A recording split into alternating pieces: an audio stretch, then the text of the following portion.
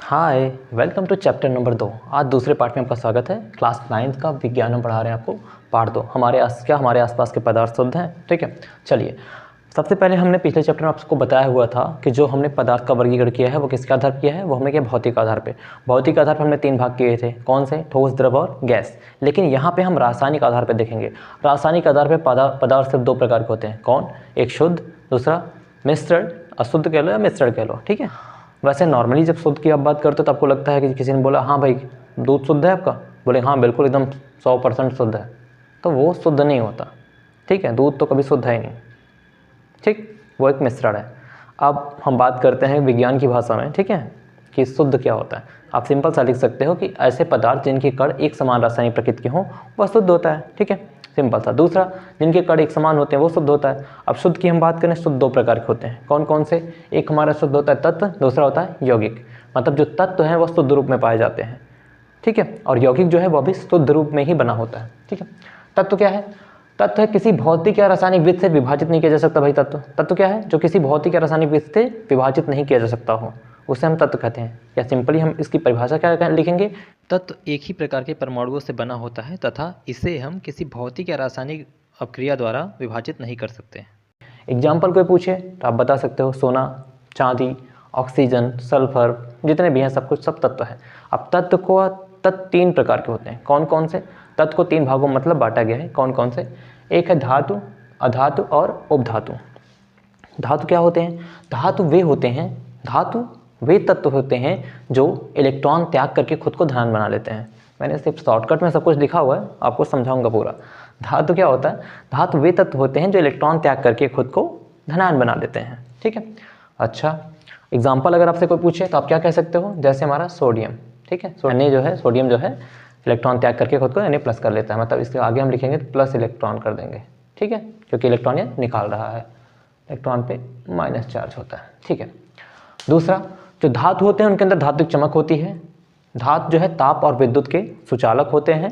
ठीक है, धातु में तन्यता होती है। तन्यता क्या होती है? तन्यता ये होती है कि धातुओं को आप पतले तारों में खींच सकते हैं। आपको बता दूं कि जो सोना होता है, सोना 1 ग्राम सोने से आप 2 किलोमीटर लंबी रेखा खींच सकते हैं, तार खींच सकते हैं, रेखा नहीं खींचनी। ठीक है, अगला, इनमें ये आघातवर्ध हैं। आघातवर्ध मतलब इनके अंदर आघातवर्धनशीलता होती है, यानी इसे पीट पीट के पतली चादर बनाई जा सकती है। आप देखते होंगे जितनी भी चादरें होती हैं, जो सब किसकी हैं? धातुओं की बनी हुई। ठीक है, तो क्या है? ये आघातवर्ध है, मतलब इन्हें पतली सी चादरों में पीटा जा सकता है, इन्हें पतली चादर इनकी बनाई जा सकती है और ये बिना टूटे बन सकती है, बिना क्रैक हुए। ठीक है, अगला, पारा को छोड़ करके जितने भी धातु हैं सब ठोस हैं। सिर्फ पारा है जो आपको रूम टेम्परेचर, यानी कि आपको कमरे के ताप पर पारा आपको कैसा होता है? लिक्विड पाया जाता है। पारा आपको कहाँ देखने को मिलता है? आप थर्मामीटर यूज़ करते हो, थर्मामीटर में जो काला काला पदार्थ चमकीला वाला होता है ना, वो पारा ही है। आगे हम बात करते हैं अधातु की। ठीक है, अधातु क्या होते हैं? अधातु वे होते हैं जो इलेक्ट्रॉन ग्रहण करके खुद को ऋणायन बना लेते हैं। जैसे क्लोरीन की हम बात करें, क्या किसकी बात करें? क्लोरीन की। क्लोरीन क्या करता है कि इलेक्ट्रॉन ले लेता है और खुद को क्या कर देता है? Cl- बना लेता है। ठीक है, ठीक है, तो कैसा है ये अधातु है। ठीक है, अब अधातुओं की खासियत की बात करें कि उनके अंदर क्या खासियत होती है। भाई अधातुओं के पास अपनी कोई चमक नहीं होती। हाँ, आयोडीन के पास अपनी चमक है, वो एक अधातु है लेकिन उसके पास अपनी चमक है। लेकिन अधातुओं की खासियत क्या है? उनमें अपनी चमक नहीं होती। आगे, ये विद्युत तथा उष्मा के कुचालक होते हैं। कुचालक मतलब, हाँ एक चीज़ तो रहा कि चालक और कुचालक समझ लो। चालक वो होते हैं जो अपने अंदर से विद्युत को प्रवाहित होने देते हैं, मतलब विद्युत की अच्छा सपोर्ट करते हैं। हाँ ठीक है, आ जाओ भाई, तुम भी आओ, तुम आराम से जाओ। ठीक है, लेकिन कुचालक वो जो मना कर देते हैं, भाई आना नहीं है, आओगे तो जाने नहीं दूंगा। ठीक, वो होते हैं कुचालक। ठीक है, जैसे अगर हम बात करें, हमारे पास प्लास्टिक की पेन है, अगर इसको हम बोर्ड में लगा दूं जहाँ करंट फ्लो हो रहा है तो इसके अंदर करंट नहीं आएगा। लेकिन अगर यही मेरे पास एक लोहे का कुछ होता और मैं उसको बोर्ड में लगाता तो मुझे तगड़ा वाला करंट लगता, मेरी जान भी जा सकती है। तो ध्यान देना है कि जो धातु होते हैं वो क्या होते हैं? विद्युत के सुचालक और अधातु विद्युत के कुचालक। आगे, तन्यता, पतले रेशे के नहीं बनाए जा सकते, पतले रेशे के नहीं बनाए जा सकते। ठीक है, मतलब इनकी तन्यता नहीं होती है, बीच में टूट जाते हैं।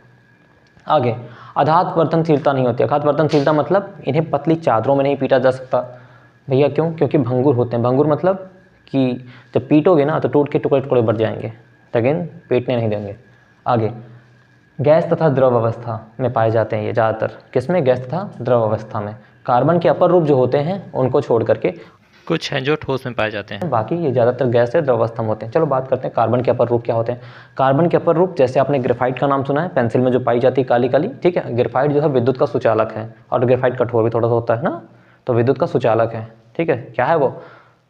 कार्बन का अपर रूप। दूसरा, हीरा सबसे कठोरतम वस्तु है ना, हीरा सबसे कठोरतम वस्तु है, लेकिन वो भी क्या है? कार्बन के अपर रूप है तो ये कार्बन क्या है? कार्बन वैसे तो क्या है? अधातु है, लेकिन इसके जो अपर रूप होते हैं उनके अंदर जो है क्या है? थोड़ा सा अलग वो है, अलग गुण है, ठीक है। चलिए बात करते हैं उपधातु क्या होते हैं। उपधातु वे तत्व होते हैं जिनके अंदर धातु तथा अधातु दोनों के गुण होते हैं। इसमें जो होते हैं वो जैसे सिलिकॉन हो गया, आपका जर्मेनियम हो गया, ये सब क्या है? ये सब उपधातु हैं, ठीक है। ये सिलिकॉन और जर्मेनियम का प्रयोग आप कहाँ करते हैं? इसका प्रयोग आप करते हैं जैसे आप सोलर को पैनल बनाते हैं तो उसमें इसका प्रयोग करते हैं, ठीक है। ये क्या होता है? इस धातु के गुण दिखाता है और अधातुओं का भी गुण दिखाता है। और ये जो सेमी कंडक्टर, इसको सेमी कंडक्टर इंग्लिश में कहते हैं। सेमी कंडक्टर जो होते हैं वो बहुत ही स्पेशल होते हैं। स्पेशल मीन्स आप उससे चाहो तो उसके अंदर बहुत ज़्यादा इलेक्ट्रिसिटी फ्लो करा सकते हैं। आगे हम बात करते हैं। हमने एक पढ़ा तत्व होता है, दूसरा होता है यौगिक। यौगिक क्या होता है अब इसके बारे में बात। अगर आपको परिभाषा देंगे, परिभाषा क्या देंगे? परिभाषा आप देंगे, दो या दो से अधिक तत्वों को एक निश्चित अनुपात में रासायनिक संयोग कराने पर जो प्राप्त होता है उसे यौगिक कहते हैं, ठीक है। यौगिक की खासियत क्या होती है भैया? यौगिक में क्या क्या गुण होते हैं? यौगिक कैसे होता है ये समझ लेते हैं। पहला चीज़ तो ये जान लीजिए कि यौगिक जब बनता है तो या तो ऊर्जा या फिर गैस, ऊर्जा या गैस या दोनों, ठीक है, निकलती है या फिर अवशोषित होती है, पहला पॉइंट। दूसरा, इसके अंदर जो गुण होते हैं इसके अवयव करके जैसे नहीं होते, मतलब जो इसमें जिससे मिलके बना हुआ है उसके जैसे गुण नहीं होते। अगर हम बात करें ऐसे तो एक हम बात करते हैं किसको? H2O की। हाइड्रोजन क्या है? गैस है। ऑक्सीजन क्या है? गैस है। और हाइड्रोजन और ऑक्सीजन दोनों मिलकर के क्या बना देते हैं? पानी। क्या बना देते हैं? पानी। लेकिन इसके अंदर गैस वाले गुण नहीं है, ठीक है, समझ में आया? ठीक है, तो जो यौगिक बनता है वो कैसा होता है? वो अपने अवयवों के गुण से भिन्न होता है, उसके भिन्न गुण अलग होते हैं। इसमें ऊर्जा का अवशोषण या उत्सर्जन जो मैंने आपको बता ही दिया, ठीक है। नया पदार्थ बनता है जब दो तत्व मिलाए जाएंगे एक निश्चित अनुपात में, तो एक नया पदार्थ बनेगा, ठीक। अगला, इनको आप भौतिक विधि से पृथक नहीं कर सकते हैं। इन सब पॉइंट्स का उपयोग कहाँ करोगे? इन सब का पॉइंट्स अगर जैसे पूछ लिया यौगिक और मिश्रण में कभी अंतर पूछ लिया, कुछ पूछा तो आप देंगे, ठीक है। हमने बात कर ली शुद्ध पदार्थ, अब हम बात करते हैं मिश्रण के बारे में। मिश्रण क्या होता है, ठीक है। आइए बोर्ड पे, दो या दो से अधिक पदार्थों को, देखिए वहाँ पे हमने वर्ड क्या यूज किया था? तत्वों को। यौगिक जब हम परिभाषा दे रहे थे तो क्या यूज किया था? तत्वों को ना।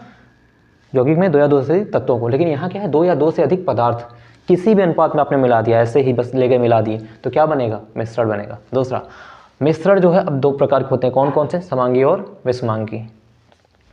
समांगी मिश्रण क्या होता है इसको समझते हैं। समांगी मिश्रण वो होते हैं, वो मिश्रण जिनके संगठन एक समान होते हैं, संगठन एक समान होते हैं, उन्हें क्या बोलते हैं? समांगी मिश्रण। यानी कि उसके हम अवयवों की सीमा को पृथक नहीं कर सकते, मतलब इसमें कौन कौन सा कण मिलाया गया है उसको आप अलग नहीं कर सकते, क्या क्या मिल के बना है अलग नहीं कर सकते। जैसे हम एग्जाम्पल लेते हैं, पानी है, पानी में चीनी आपने घोल दिया, वो कैसा मिश्रण है? समांगी मिश्रण। अब समांगी मिश्रण जो बना है उसमें आप पानी और चीनी को अलग अलग नहीं देख सकते कि ये वाला चीनी है ये वाला पानी है, नहीं, बिल्कुल नहीं, एकदम मिले रहते हैं, ठीक है, एकदम एक दूसरे में ऐसे घुल जाते हैं कि आप उसके आर पार भी देख सकते हो, ठीक है। वो क्या है? वो आपका समांगी मिश्रण है। चलिए समांगी मिश्रण समझते हैं, फिर बाद में विषमांगी। समांगी मिश्रण क्या होता है? बेसिकली जो इसका एग्जाम्पल वो क्या है? विलयन। जो विलयन है वही समांगी मिश्रण है। विलयन क्या होता है? इसके संगठन एक समान होते हैं, अवयव की सीमा को पृथक नहीं कर सकते, इसके कण का व्यास 10⁻⁹ मीटर यानी कि 1 नैनोमीटर के बराबर होता है। इसकी कणों को आप नग्न आंखों से नहीं देख सकते क्योंकि दिखेगा ही नहीं, एकदम से घुल जाता है। अगला, फिल्टर पेपर से आप इसके कणों को पृथक नहीं कर सकते हैं कि चीनी पानी घोल लिया फिर फिल्टर पेपर से छानोगे तो पूरा पूरा एक साथ रस नीचे जाएगा, मतलब पूरा पूरा शरबत, ठीक है, चीनी पानी एक साथ अलग नहीं कर सकते। दूसरा, विलयन जो है हमारा, विलयन के दो अवयव होते हैं, कौन कौन से? विलेय और विलायक। मतलब विलेय और विलायक दोनों मिलकर क्या बनते हैं? विलयन बनते हैं, ठीक है। विलेय क्या होता है? जो कम मात्रा में उपस्थित हो। विलयन में जो कम मात्रा में उपस्थित हो उसे विलेय कहते हैं, और विलयन में जो अधिक मात्रा में उपस्थित हो उसे विलायक कहते हैं, ठीक है। जैसे अगर हम बात करते हैं कि हमारे पास 1 लीटर पानी है और उसमें हमने 100 ग्राम चीनी डाल दिया, तो वो क्या है? चीनी हमारा क्या हो गया? विलेय, और विलायक हमारा हो गया पानी, क्योंकि घोल रहा है। अब हम बात करते हैं कि हमारे पास अल्कोहल है, अल्कोहल की मात्रा है 1 लीटर और हमने उसमें 100 ml पानी मिला दिया, तो यहाँ पे विलायक क्या है? यहाँ पे विलायक अल्कोहल हो गया और विलेय हो गया पानी, ठीक है। चलिए एग्जांपल आपको समझ आ गया होगा, आगे समझते हैं। विलयन 3 प्रकार का हो सकता है, या तो संतृप्त विलयन होगा, या असंतृप्त होगा, या तो अतिसंतृप्त होगा। अब संतृप्त विलयन क्या होता है? संतृप्त विलयन वह विलयन होता है जो एक निश्चित ताप पर उसमें और विलय की मात्रा नहीं घुल सकती। जहाँ क्रॉस बना इसका मतलब नहीं, ठीक है। मतलब संतृप्त विलयन क्या है, एक निश्चित ताप पर, सॉरी क्या है, निश्चित ताप पर, ठीक है, विलय की और मात्रा अगर नहीं घुल सकती तो उसको हम क्या बोलते हैं, उसे हम बोलते हैं संतृप्त विलयन। असंतृप्त विलयन क्या है कि निश्चित ताप पर अगर उसमें विलय की मात्रा और घुल सकती है तो उसे बोलेंगे असंतृप्त, मतलब अभी उसका पेट नहीं भरा है, उसे और अभी घुलना है, उसमें विलय और चाहिए, ठीक है। और संतृप्त जो है उसका पेट भर गया, यानी कि उसमें और विलय नहीं घुलना है, जितना है उतने में काम हो गया। आगे अतिसंतृप्त। अतिसंतृप्त क्या हुआ, अतिसंतृप्त विलयन वह होता है जिसमें विलय की मात्रा संतृप्त स्तर से अधिक होता है, मतलब संतृप्त हो चुका है विलयन लेकिन अभी उसमें विलय पड़ा हुआ है और अब वो नहीं घुल रहा है, तो क्या बोला है उसे, असंतृप्त। चलिए ठीक है, और बात करते हैं, एक और बात आपको बता देता हूँ कि जिससे विलय अगर संतृप्त विलयन है, संतृप्त विलयन को असंतृप्त कैसे बना सकते हैं और असंतृप्त को संतृप्त कैसे बना सकते हैं। समझिए, अगर जैसे कोई संतृप्त विलयन है, आप उसका तापमान बढ़ा दीजिए, नीचे से आप गैस जला दीजिए, उसको रख दीजिए उसके ऊपर, ठीक है, या फिर कुछ भी करके आप उसका तापमान बढ़ा दीजिए, तो क्या होगा, उसमें और विलय की मात्रा घुलने लगेगी, और विलय की मात्रा घोल सकते हो, तो क्या हो गया, वो संतृप्त से असंतृप्त हो गया। दूसरी बात, अगर कोई असंतृप्त विलयन है तो आप उसको क्या करिए, ठंडा कर दीजिए, विलयन को ठंडा कर दीजिए, मतलब उसका तापमान घटा दीजिए, तापमान घटाएंगे तो संतृप्त हो जाएगा, उसमें कुछ नहीं घुलेगा, ठीक है, समझ में आ गया। चलिए, विलयन की सांद्रता, इसकी बात करते हैं, विलयन की सांद्रता क्या होती है। विलयन की सांद्रता को सिंपल सा कभी भी पूछे तो फार्मूला यही लगाइएगा, विलय की मात्रा बटे विलयन की मात्रा, विलय बटा विलयन, ठीक है, इंटू 100 क्यों, क्योंकि हमेशा परसेंटेज में निकलता है, प्रतिशत में निकलता है, किस में निकलता है, प्रतिशत में, तो विलय की मात्रा बटे विलय की मात्रा इंटू 100, ठीक है। अगली बात करते हैं फिर कि इसको अगर हम डिफाइन करना चाहें तो क्या कहेंगे, हम कहेंगे कि किसी विलयन में प्रति लीटर आयतन में घुले हुए विलय की मात्रा को विलयन की सांद्रता कहते हैं। क्या कहते हैं, किसी विलयन में प्रति लीटर आयतन में घुले विलय की मात्रा को विलयन की सांद्रता कहते हैं, ठीक है। आगे हमने बात किया था एक समांगी, दूसरा कहा था हमने विषमांगी होता है। अब विषमांगी क्या होता है, विषमांगी मिश्रण वह होता है जिसके संगठन एक समान नहीं होते, अवयवों की जो सीमा है उसे पृथक रूप से आप देख सकते हो, मतलब उसके आप कण देख सकते हो अपनी आंखों से, आप देखोगे अलग अलग सा दिखेगा, दोनों मिक्स नहीं दिखेंगे, ठीक है, तो उसको हम क्या बोलते हैं, विषमांगी मिश्रण। चलिए, विषमांगी मिश्रण दो प्रकार के हैं, कौन कौन से, कोलाइडी विलयन, दूसरा निलंबन। कोलाइडी विलयन की बात करें तो कोलाइडी विलयन जो होता है, इसके कणों का व्यास 10⁻⁻6 मीटर से 10⁻⁸ मीटर के आसपास होता है, और इसके कण जो है समान रूप से फैले रहते हैं, इसलिए हमको ये समांगी प्रतीत होता है, लगता है जैसे समांगी मिश्रण है, लेकिन होता नहीं है। क्या है ये, विषमांगी मिश्रण। दूसरा, यह टिंडल प्रभाव दिखाते हैं। अब टिंडल प्रभाव क्या है, टिंडल प्रभाव यह है कि जैसे जो कोलाइडी विलयन है उसमें आप टॉर्च जलाओगे तो अब टॉर्च की रोशनी उसमें दिखेगी किधर से जा रही है, पूरे उसमें, मतलब कि जो लाइट है वो फैल जाएगी विलयन में, तो उसको बोलते हैं टिंडल प्रभाव, ठीक है। सबसे पहले टिंडल नामक वैज्ञानिक ने देखा था, इसलिए उसका नाम टिंडल प्रभाव है। अगला, या ब्राउनी गति दिखाते हैं। अब ब्राउनी गति क्या होता है, ब्राउनी गति मतलब इसके कण जो है ना वो जिग जैग मोशन करते रहते हैं, मतलब विलयन में ऐसे ऐसे घूमते रहते हैं, ऊपर नीचे ऊपर नीचे ऊपर नीचे, उसको बोलते हैं ब्राउनी गति। जिग जैग मोशन मतलब ऐसे ऐसे, ठीक है, कभी इधर गए कभी उधर गए कभी ऐसे गए, ठीक है, कभी इधर भाग रहे हैं कभी इधर, उसको जिग जैग बोलते हैं, ठीक, जिग जैग। अगला, फिल्टर पेपर से इनके कणों को पृथक नहीं कर सकते हैं।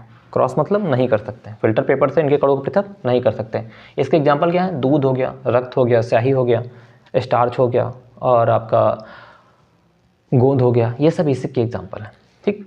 अब इसमें देखो दो अवस्था होती है, हमने आपको बात बताई थी ना, यहाँ विलयन में विलय और विलायक होते हैं, वैसे इसमें होता है क्या, परिक्षिप्त प्रावस्था और परिक्षेपण माध्यम। अब परिक्षिप्त प्रावस्था क्या होती है, जो विलय है मतलब जो कम मात्रा में है उसे बोलते हैं परिक्षिप्त प्रावस्था, जो अधिक मात्रा में उसको बोलते हैं परिक्षेपण माध्यम। जैसे वहाँ विलय कहते थे और विलायक, वैसे यहाँ इसको है, ठीक है, समझ में आ गया ना, ठीक है। आगे बात करते हैं निलंबन की।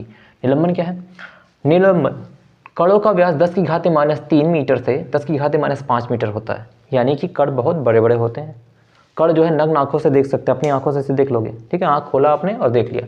दूसरा, टिंडल प्रभाव, ठीक है। टिंडल प्रभाव ये कब दिखाते हैं, अगर ये जो सोल्यूशन है, मतलब इनका निलंबन का जो निलंबन है, निलंबन अगर आपका घुली हुई अवस्था में हो, मतलब उसके कण उसमें घूमते हो, उसमें पड़े हो, दिख रहे हो, तो वो टिंडल प्रभाव थोड़ी देर के लिए दिखाएंगे। लेकिन जैसे आपने थोड़ी देर के लिए उसको रख दिया, टिंडल प्रभाव बंद हो जाएगा। इसलिए मैंने दोनों बता के, दिखाते भी हैं नहीं दिखाते हैं, वो डिपेंड करता है कि अभी उसके कण किस अवस्था में है, ठीक। अगला, यह अस्थाई होता है। अस्थाई का मतलब क्या हुआ, थोड़ी देर रख दोगे तो इसके कण बैठ जाएंगे, नीचे बैठ जाएंगे और ये विलेन आपको साफ साफ एकदम क्लियर दिखेगा, नीचे कण बैठे हुए दिखेंगे। ठीक है। अगला, फिल्टर पेपर से इसके कणों को आप पृथक कर सकते हैं। फिल्टर पेपर से आप छानोगे ना, इसके कण अलग हो जाएंगे। ठीक है।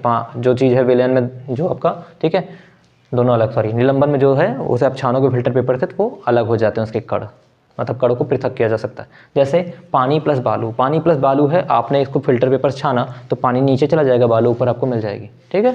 अगला, पानी प्लस आटा, आपने पानी प्लस आटा को छाना तो इसके कण अलग अलग। ठीक है, इसके एग्जाम्पल है।